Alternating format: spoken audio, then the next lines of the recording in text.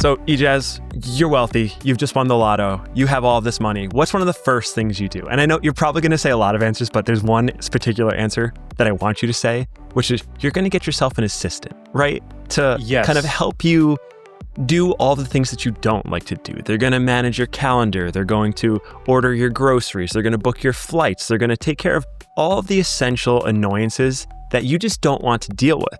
Now, What's cool about the news from this week is that OpenAI has released something that essentially commoditizes that part of wealth. It gives you an assistant that allows you to do all of these tedious things that you normally don't like to do, but only for the cost of $20 a month. And it's a product called Agent. And here we'll show up the announcement post that they shared. And what's really interesting about Agent is it kind of builds upon a lot of other things that OpenAI has been building, right? They have a browser feature, they have a deep research feature, but they haven't created a fully comprehensive assistant. And that is what I'm assuming OpenAI is trying to do with their Agent feature. Now, the news dropped last week. I was watching the live stream. Ejaz, we were kind of chatting throughout the whole thing. You were slightly underwhelmed because it didn't seem as cool as you wanted. I was more like in awe at the user interface. I thought it just looked very pretty more than anything else. And we're kind of seeing on screen the announcement video. What were your first takes when you saw this, the Agent product from OpenAI? Okay, so we were both watching that live stream at the same time and we were sharing our thoughts. Do you remember that one sentence that I had for you, Josh, which was, if this is another Google Drive connector, another agent that claims to do a ton of things and really it just kind of connects to your Google Drive, I'm going to be really mad. And what are we looking at on our screens right now, Josh? Tell me what we're looking at. That's so funny because I was reading your message. You just sent this about the first minute of the presentation, and maybe 10 minutes later, they show the exact connection that he was describing, which is a Google Drive connector. And what does that mean? For the people who aren't sure why that's not super exciting to you, why is that annoying? So everyone uses email, right? And the most popular email is probably Gmail. And it comes with this suite of different products, right? You've got Google Docs where people write up documents at different company jobs. You've got Google Meet, people do video conferencing. It's a whole thing, right? And when agents started becoming popular, Josh, do you remember one of the main claims to fame was that you could now use AI in your Google account, which means that it kind of becomes ChatGPT, but it can reference all your documents. It understands all your Excel sheets, your emails. It writes emails for you, whatever, right? But it ended up being more for PR purposes than what the agent actually did. When you actually tried some of these agents, all it kind of did was it felt like a very friction-filled process, very fragmented still, Josh. I still had to tell the AI, no, I want you to reference this document, or I want you to talk about this particular thing. And I just ended up doing it all myself. So I kind of have a jaded experience with using agents. So when I saw this on the live stream, I was like, oh, God, is this the same thing? And is it the same thing? Do you feel it's the same thing, or is this a slight enhancement? Because it appears to me like it's different. This time it is a little bit different. Okay. I will humor you. This time it actually is a bit different. So you mentioned earlier, Josh, that this is a combination of their operator agent, which is, if I'm not mistaken, a computer use agent, right? So if you imagine it is an AI that can look at your desktop or your laptop screen the same way that I'm looking at it right now. And it can scroll with its own cursor. It can open up new tabs. It can open up documents. It can type your keyboard virtually and write a message, right? And it combines this feature with something called deep research, which you and I have spoken about a lot on this show, Josh, which is kind of like a PhD level researcher for whatever request that you might have. So in theory, that sounded really good. Well, we just got access to this. I'm just going to pull up this tweet so that people have more context here, because I'm sure a lot of our listeners are kind of like asking, can I use this right now? The feature just rolled out to all pro users. So anyone that's on the GPT Pro plan will get access to this. And so I was playing around with this for the last couple of days, Josh. And to answer your question, yes, it is actually quite useful. I kind of use some of the presented prompts. So, kind of like when you haven't typed anything yet, they kind of suggest things that you have to type, Josh. Yes. And I got it to organize a bouquet of flowers to be delivered to my apartment for my girlfriend. And so sweet. That's all I asked it to do. I was like, off you go. And this is not something I want to spend my time doing. So you go and do Just it go for take me, care of right? Exactly, right? And so I set it And then I'll tell you my first-hand experience, Josh, which is kind of funny. I just stared at the screen and I watched it create this virtual browser. So for those of you who are listening to the audio here, kind of imagine a pop-up appearing and it's like a mini desktop. But all the actions, all the movements, all the screen grabbing and all that kind of stuff is completely autonomous. You're just watching the AI do its thing. So it opened up a browser, Josh, and it started scrolling through different links from Google, from GPT, of flower websites in my local area. It started using my location tracker to figure out where I was, so it could figure out kind of like my vague general address and then figure out what flower shops were near me. It then kind of like started passing through a bunch of different bouquet flowers, all that kind of stuff, kind of figuring out what's seasonal and what's not, what's within kind of a reasonable price point. And then it gave me a bunch of suggestions and it said, hey, okay, these are some pretty good suggestions that I've got for you, but I kind of want to see whether I'm on track, whether I'm kind of hitting your vibe. Can you give me some more information to let me know? And so what I basically did, Josh, was I reviewed what it had for me. I scrolled through some of the examples that it had and I said, yeah, I actually kind of like this. And options 1 and 4 are kind of like really my vibe. And it said, okay, say no more.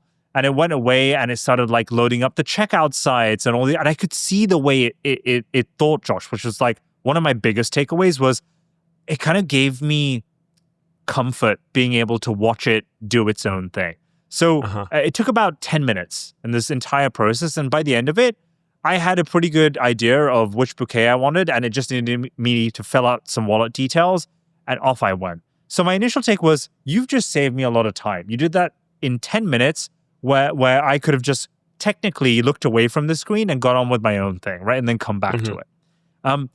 The other takeaway that I have, and I'm going to take the other side of this, right, is it still required me to do things, Josh. It didn't know me entirely.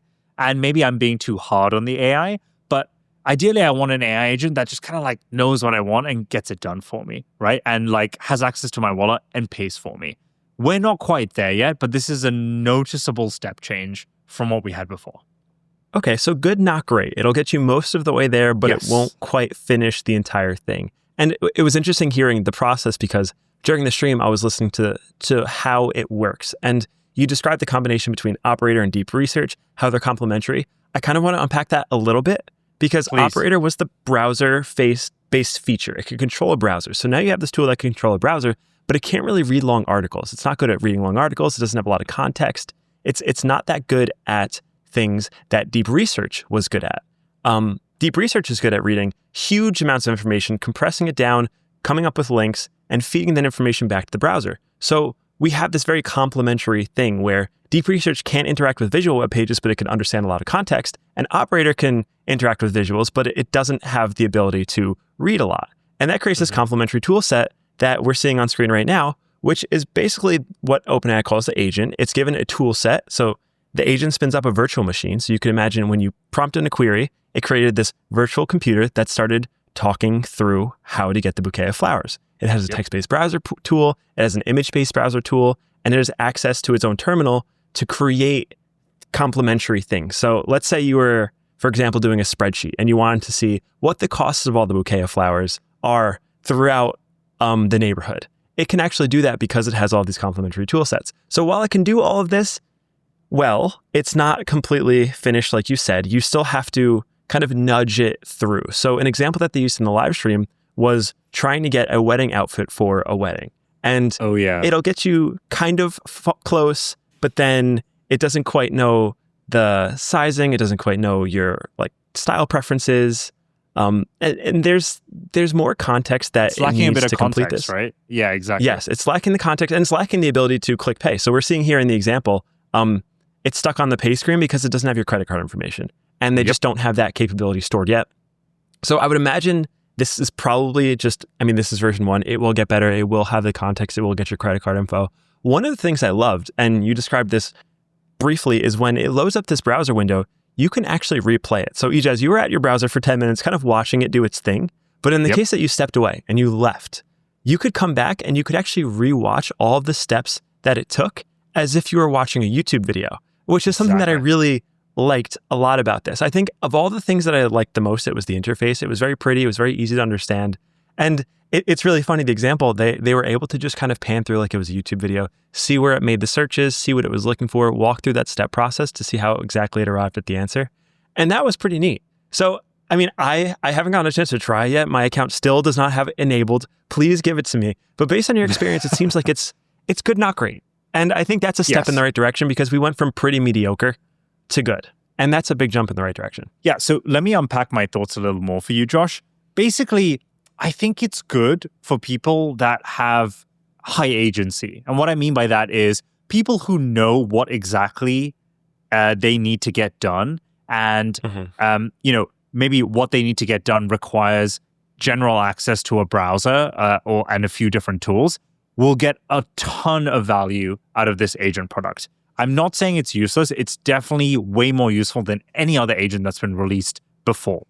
But for the general public who is so used to, I feel like at this point, Josh, magic when it comes to the internet, it's like, when you open up an app and you're like, whoa, like snaps of photos that disappear after 6 seconds. That's so novel, right? Back in the day when Snapchat was created, they want like that kind of like easy to understand, kind of like basic level thinking. I don't need to think too much. It just wows me. We're not there yet with agents, but I have a feeling that when you combine agent with deep research as they did today, but with the context of memory, which as you and I have spoken about many times, and that OpenAI has the kind of like forefront leadership on, when you combine all those three things together, then you're going to see that magical experience where all you have to do, well, maybe you don't even have to prompt it, Josh. Maybe you just kind of open your screen and the agent is like, hey, I kind of ordered your coffee for you already. It's actually outside the courier. I've been tracking him is arriving. And I've like ordered your Tesla robo-taxi to arrive. So, you'll be ready to go and leave at 7:30 a.m. or whatever it is to go to the office. That's when people are going to stop being like, I will pay hundreds of dollars for this thing. And I won't even think twice. Yes. So we have great examples of people using this so far. I see you have one pulled up right here. I want you to walk me through how you can actually use this thing. Because a lot of these things are kind of constrained by your own creativity. I do a lot of stuff, but I'm not quite sure what I'm able to optimize for. So what are some people using this to optimize for currently? So in this example, this person is using it to shop, which isn't exactly something that I can relate to. I don't do a lot of online shopping. But I have a girlfriend who does. And I know that there are many different occasions that she needs to kind of cater and figure out what to buy for. And there's so many sites that she needs to browse. So in this example over here, you can see like, she puts in this prompt. Let me pause it. She goes, find a beige trench coat for under $500. Any website is fine. Must be under $500, including shipping. Must have a belt and double-breasted buttons. Optional to have a hood, but must be detachable. But basically all these different specificities that she needs for this garment, right? And kind of reading this kind of gives me a little anxiety because I'm like, oh my God, like I do not have the energy to search for something like this myself. And you see the agent responding, being like, understood, I'll start searching for the beige coat under $500 and off we go, right? So that's happening. It's doing its own desktop thing and we see it kind of unfolding. It's going through Amazon. It's kind of like going through a bunch of different options, looking at different colors, making sure it fits all the different criteria. And in the meantime, she's typing up another prompt and she's running up another prompt. So she's basically running like a bunch of different prompts for like her own ChatGPT discussions.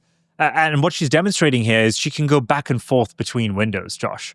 And she can like basically multiply her time and effort over a ton of different tasks while she has this agent doing it for her in the background.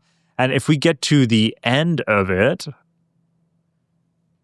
as we see over here, we see that it's pulled up a bunch of options. I think it's primarily used Amazon as its main kind of retailer. And then she ends up kind of like making a decision around what kind of coat that she wants to buy. So I thought that was like a really generally accessible or publicly accessible example that anyone can get into.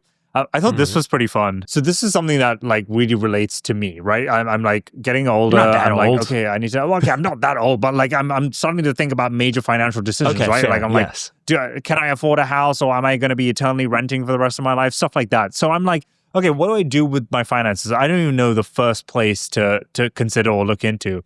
And this demo basically says that it took 20 minutes for this agent to run a task to figure out what a healthy retirement plan might look like or financial plan might look like for this particular user that is demonstrating this example. And what I found really interesting here, and I'm highlighting it on this tweet, is within 20 minutes, it found local tax laws in Vancouver, which is where this guy must be based.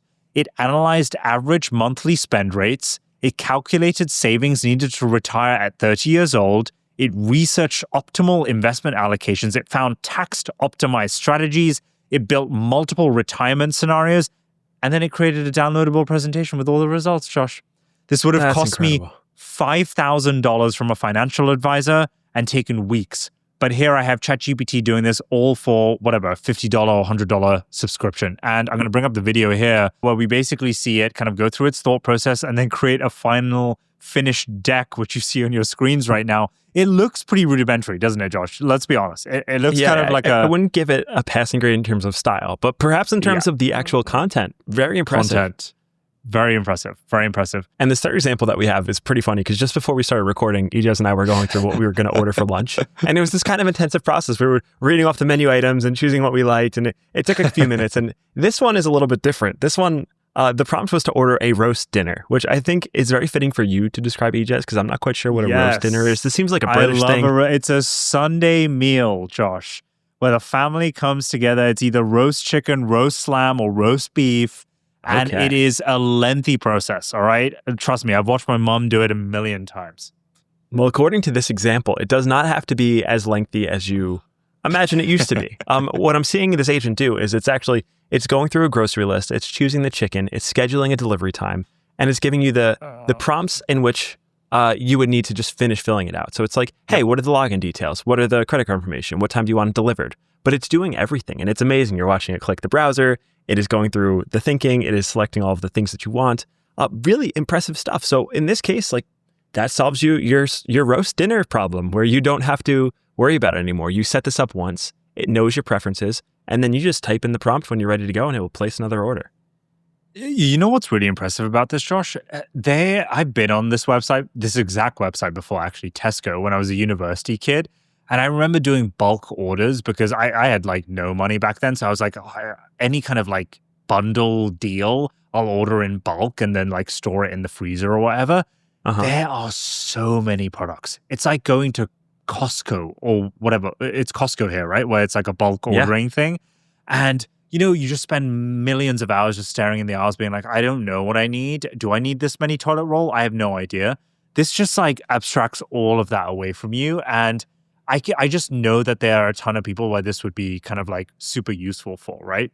The other thing was that kind of like popped into my mind is like, how relevant does this make like supermarket websites these days, right? Or just like general retailers in general? Like, do the Amazons and Tesco's in this example of the world need to now try and cater to these agents? Josh, how are you thinking about that? Yeah, I think the answer is yes. I think that directionally, the answer is yes for things much further than just grocery stores, where if you're building a website, you kind of want a version of your website to be readable by AIs.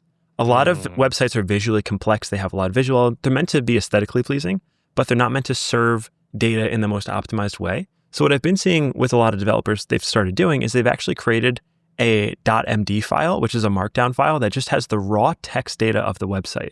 No way. An agent is scraping, no images at all, just the raw text data. Because when an AI is scraping a website, all it wants is the tokens. It doesn't care for the visuals. It can't see in most cases.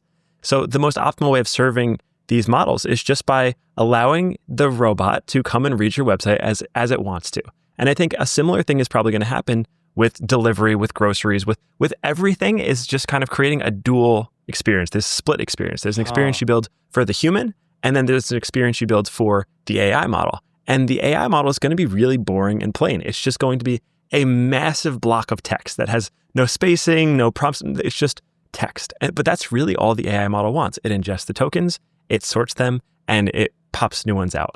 And I think this is probably a trend we're going to be seeing with a lot of things is the user interface, the visual element of it is going to matter less and less. And I can't talk about this without thinking about an episode that we're going to be filming soon, which is about browsers and AI browsers in general, and how we kind of interact with these things, because it's becoming more and more clear that the future of engaging with the internet will be requesting something from it and expecting to be delivered that thing without needing to search and go through all the tedious efforts of actively like going through the website, searching through the million different SKUs that they have on Tesco, choosing what you want. You could just say, hey, I have this grocery list, or hey, I want to make this for dinner. Just go find this stuff for me and just make sure it shows up at my doorstep by 6 p.m. And that is a really cool trend that I think we are starting to see, and we're going to see more as more tools like this get rolled out.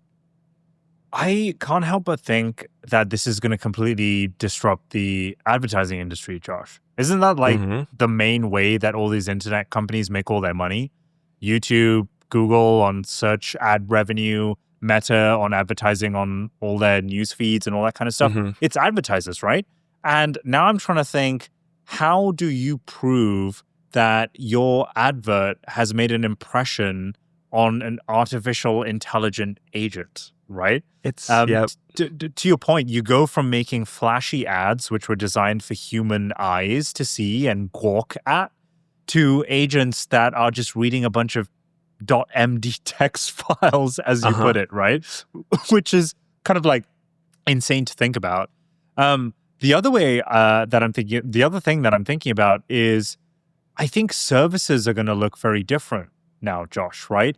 It's going to become less human-like. So we're not naturally going to go on websites. And I kind of have a comment on your browser topic that you mentioned. I kind of think of it as like an intermediary step, right? Almost like it's kind of like trying to bridge the gap between humans and AI. Oh, we're used to browsers, scrolling browsers. So, let's add a few AI features to these browsers. And I'm really excited to do that episode. But then ultimately, we're going to end up in this world where it's just advertisers trying to pitch agents, maybe your own personal agent, to sell something to you. And I wonder whether it skews incentives in different ways, right? Maybe you can pay the agent to shill a certain product to the individual. I wonder how all of that ends up mapping out. It's a weird thing to think about. I would actually love to have a specialist on advertising on the show to talk about this, that just knows more about it than we do. Because the model is already starting to break. We've seen it a lot with ad blockers now being built into browsers.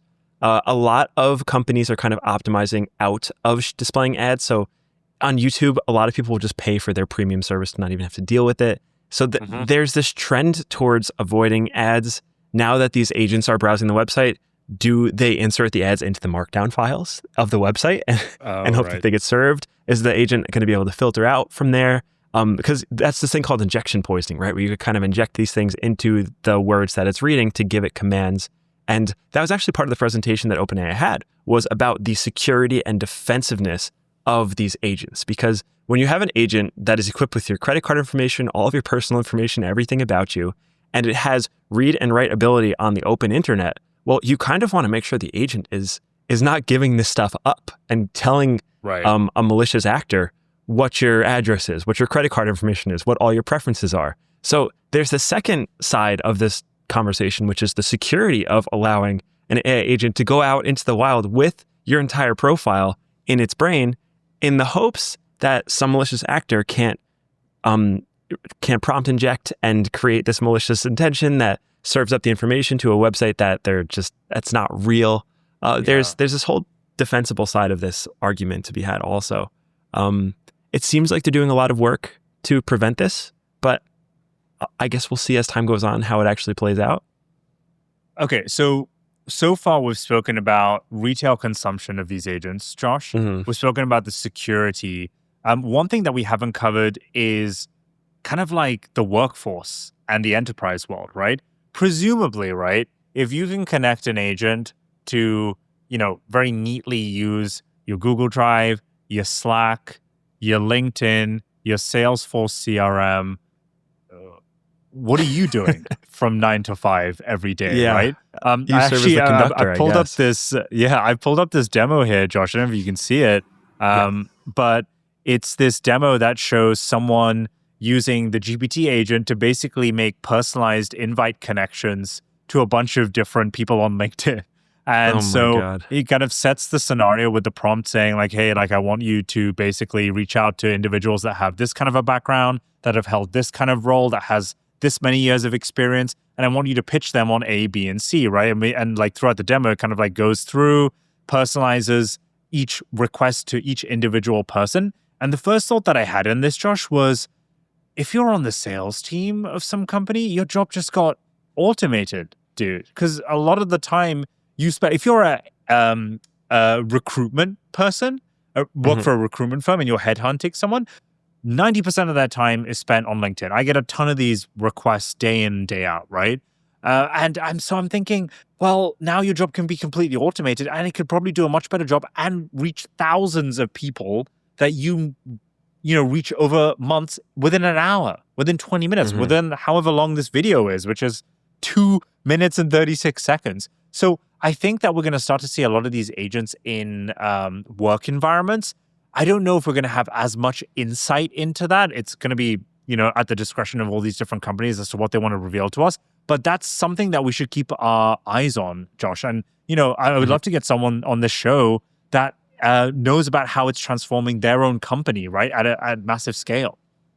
Yeah, so there's two elements of this agent, right? It's like the personal unlock that we talked about at the top of the show, where now it's this super assistant that you have to take care of all of your errands that you don't want to run, all the things that are annoying. And then you have the professional version of it, where it can go and it can make sales funnels and sales calls, and it could do a lot of the professional things. It can query data, it can create nice spreadsheets, it can create Google slide presentations. And granted, they don't look that pretty, but I mean, directionally, they're heading there, and they will eventually get there. So it's this new trend that is really exciting because it's now here and it's accessible for $20 a month, and you can actually go and try it. And you could push those limitations, see where the outer bounds lie, and see how it can mostly optimize your life.